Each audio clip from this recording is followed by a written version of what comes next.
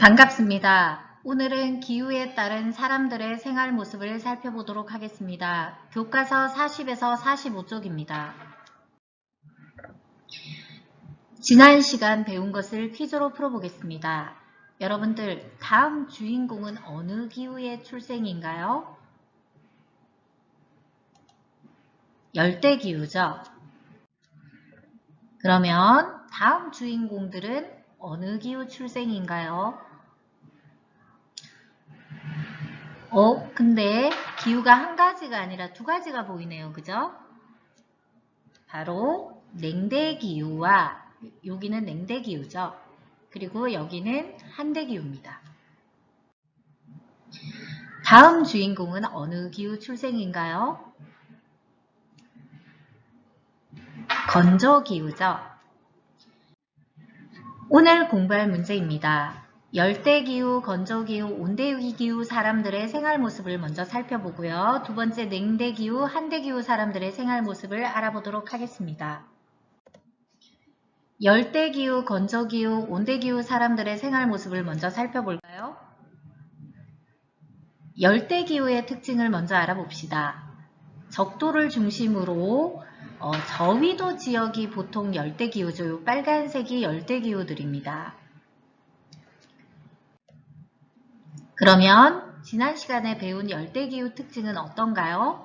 1년 내내 덥고 비가 많이 오는 열대우림이 있죠. 이렇게 밀림 지역이 있고요. 그리고 건기와 우기가 나뉘어져 있어요. 그래서 건조할 땐 굉장히 건조하고요. 비가 많이 오는 시기에는 굉장히 많이 비가 오죠. 지금 사바나 같은 경우에는 건기와 우기가 나누어져 있어요. 열대기후의 특징 중에서요. 이렇게 불을 놓아서 산림을 제거해요. 산림이라는 거는 열대우림 나무들이죠. 그죠? 풀과 나무들인데요. 식물들과 나무들을 불을 질러요. 그래서 제거하고요. 근데 왜 이렇게 하지? 왜 이렇게 할까요? 열대기후는 굉장히 식물이나 나무가 무성하게 자랍니다. 빨리 자라고요. 왜냐하면 날씨가 매우 덥고 비가 많이 오기 때문이에요. 그래서 이렇게 사람이 하나하나 베려고 하면은 또 자라고 하기 때문에 이렇게 불을 놓아서 한꺼번에 제거를 합니다.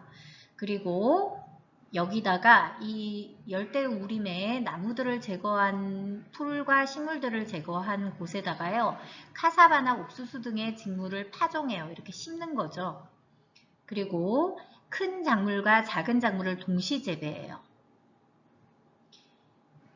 만약에 이렇게 재배를 해서 우리가 농작물을 많이 수확을 했잖아요. 그러면 이렇게 땅에 농작물을 잘 키우는 지력이라 하죠. 그런 것들이 떨어져요. 그러면 다른 곳으로 이동해서 또 불을 놓아서 산림을 제거하고 작물을 심습니다. 그리고 작물을 재배하고요.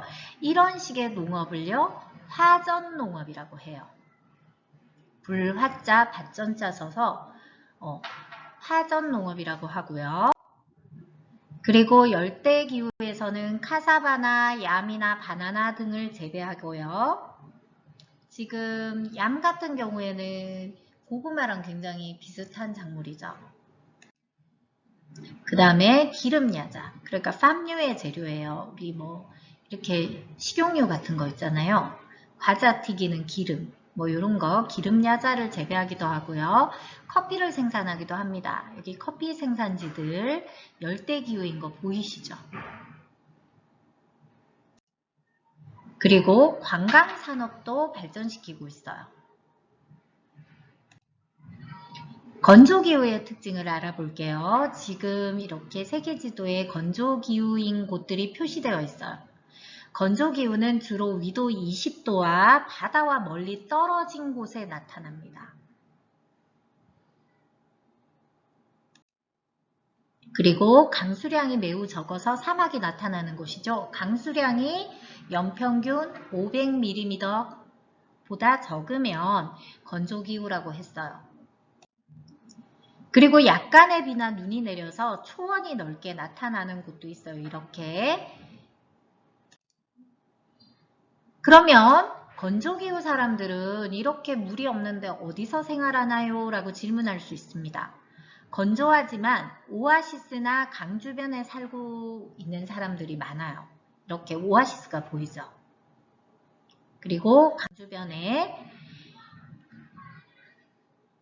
좀 전에 선생님이 초목 지역을 설명했었는데요. 이렇게 비가 내리는 곳은 초원이 형성돼요. 그러면 이렇게 초원이 형성되는 곳에 동물들을 데리고 다니면서 유목 생활을 합니다.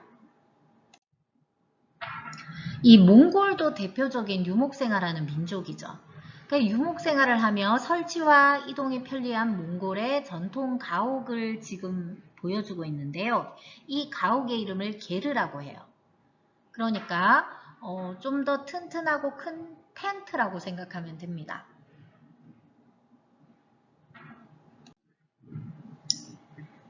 그 다음은 온대기후의 특징인데요. 지금 온대기후가 나타난 곳의 지도죠. 주로 위도, 중위도 지역에 나타나요. 위도 중간인 지역, 지금 대한민국도 포함되어 있어요. 날씨가 적당하고 살기가 좋아요. 그래서 인구가 많고 여러 산업이 발달하게 됩니다. 인구가 많고 산업이 발달하고 날씨가 적당해요. 그리고 사계절이 나타나서 여름에는 덥고요. 겨울에는 춥고요. 근데 나라마다 사계절의 특징이 조금씩 다르답니다. 어떻게요? 우리나라처럼 여름, 이 7, 8월에 집중적으로 강수량이 많죠. 이렇게 여름에 강수량이 많은 비가 많이 오는 온대기후도 있고요. 그리고 저번 시간에도 설명했어요. 여름보다는 겨울에 비가 더 내리는 겨울에 강수량이 많은 지중해 지역, 뭐 그리스나 스페인 이런 곳들이죠. 그래서 지중해 지역을 여름 휴양지로 보내기 굉장히 좋다고 했어요. 비가 오지 않고 습하지 않고 태양빛이 내리쬐서 이렇게 바닷가에서 휴양을 보내기가 굉장히 좋은 지역들이 많습니다. 그리고 올리브나 포도 등의 농사가 굉장히 잘 된다라고 선생님 얘기했었죠. 온대기후는요, 다양한 농업이 발달합니다. 유럽 같은 경우에는 밀농사가 발달되어 있어요. 그래서 밀 재배 지역 보이시죠? 밀이 많이 재배되는 곳들이에요. 온대기후 지방 중에서 밀이 많이 재배되는 지역 유럽입니다. 그리고 벼농사가 발달한 지역은 대부분 아시아 지역이에요. 이렇게 대부분 아시아 지역에서 벼농사가 발달하고요. 그리고 지중해, 선생님이 여름에 비가 적게 오고 겨울에 비가 많이 오는 온대기후라 했죠. 지중해 지역에 많이 나는 것이 바로 올리브입니다. 그리고 또 포도도 많이 나죠. 지중해 지역에. 그러면 두 번째 냉대 한대기후 사람들의 생활 모습을 한번 살펴볼까요? 냉대기후의 특징을 알아볼게요. 여기 지금 이렇게 연두색으로 분포된 곳이 냉대기후입니다. 주로 북반구의 위도, 중위도와 고위도 지역에 나타나죠. 우리나라 같은 경우에도요. 대체적으로 온대기후지만 북한과 경기도, 강원도 일부에서 냉대기후의 특징이 좀 나타나기도 해요. 냉대기후는요. 여름에는 비교적 시원하고 겨울은 춥고 깁니다. 그래서 농사 짓기가 참 힘든 땅이죠. 농사를 지어도 밀, 감자, 옥수수 정도 지어요. 쌀 농사는 짓기가 어려워요. 자, 그리고 대신에 냉대기후는요. 장점이 있습니다. 어떤 장점이요? 드넓은 침엽수림이 있죠. 그래서 그것을 이용해서 목재와 펄프의 세계적인 생산지가 됩니다. 펄프란 종이 등을 만들기 위해 나무 등을 섬유식물에서 뽑아낸 재료를 말해요. 그러니까 종이의 원료가 되는 거죠. 마지막으로 한대기후의 특징을 알아보겠습니다. 한대기후는요, 주로 고위도 지역, 여기 북극과 남극 지역 주변에서 나타나는 기후입니다. 여름에는 녹은 땅에 자란 풀이나 이끼를 찾아 이동하는 유목 생활을 합니다. 그래서 이 술록을 많이 이렇게 기르죠. 이렇게 이동하기 위해서 술록, 그러니까 썰매 같은 것들을 많이 이용하고요. 한대기후에는 여름이 없나요? 라고 질문할 수 있어요. 당연히 한대기후에도 여름은 있습니다. 여름에는요, 이렇게 눈이 녹기도 하고 풀이나 이끼가 자라기도 하죠. 그리고 석유나 천연가스가 매우 풍부합니다. 지금 보시면요, 여기에 지금 석유 매장량이 많은 곳일수록 색깔이 짙어요. 그죠? 여기 한대기후 쪽에 석유 매장량이 아주 색깔이 까만색으로 짙은 걸 알 수 있어요. 석유나 천연가스가 풍부하고요. 또 우리나라의 남극 세종과학기지도 있어요. 남극 세종과학기지도 있는데요. 최근에 한대기후의 자연환경을 연구하고 있어요. 지금 남극 세종과학기지 보이시죠? 또 남북으로 긴 나라 칠레의 기후는 어떤지 한번 살펴볼게요. 지금 여기가 칠레죠. 여기가 칠레인데 앞서도 우리가 그렇게 배웠어요. 칠레에서 나타나는 기후들이 이렇게 길기 때문에 여러 가지가 있다라고 선생님 얘기했었는데요.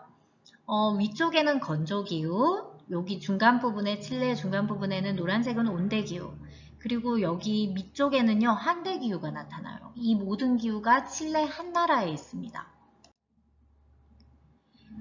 자, 건조기후가 나타나는 칠레 지방에는요 아타카마 사막 근처에 구리 광산이 있어요. 당연히 사막이 있을 거고요. 그 근처에 구리 광산이 있습니다. 그 다음에 온대기후가 나타나는 마이포의 포도 재배와 포도주 생산.